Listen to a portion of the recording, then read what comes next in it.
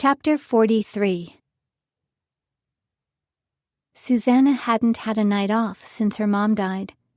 It took her 5 minutes sitting in the driveway before she convinced herself to put the car into reverse instead of running back into the house and telling Derek she would take care of Kitty's dinner.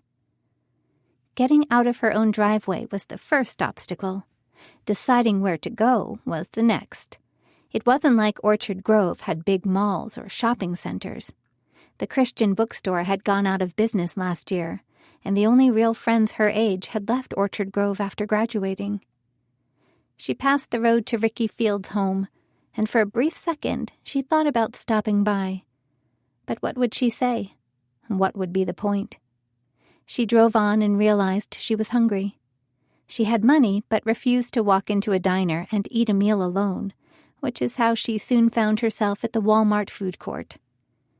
She sat down with a grilled chicken salad, wishing she brought a book with her or something else to do to pass the time, her Bible maybe. God, I'm thankful that Derek is giving me this night off. I just wish I had known about it beforehand so I could be prepared. She thought about the cash in her purse, about what kind of Christmas present she should find for Kitty. Then something for herself, too. Derek had been adamant about that. Good thing she was at Walmart, where she could find everything she would ever need or want, throw it in a shopping cart, and make it home in time to put Kitty to bed at 8.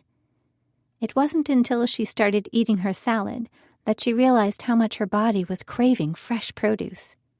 Her mom had always kept the fridge stocked with healthy foods, creating elaborate meal plans far more varied and wholesome than bowl after bowl of leftover soup. Susanna knew the basics of cooking. She just didn't have the energy to justify making big, fancy dinners when she was the only one who could eat them. Christmas would be her first meal that didn't come out of a single pot in months. Derek would come over in the afternoon with a ham, and she was supposed to think up a few sides. Nothing fancy, since it would only be her and her sister and her stepdad. Maybe she'd find a pre-made crust and make an apple pie for dessert. Speaking of desserts, she should probably use this night off to drive down to Baxter Loop and buy some of the Amish Friendship Bread starter there instead of wandering the aisles at Walmart, praying for inspiration. Safe Anchorage Farms had the best gift shop in at least 50 miles. She could head over there, get a new batch of starter, pick presents for both Derek and Kitty, and find some stationery for herself, too. It beat pushing a shopping cart around a crowded supermarket.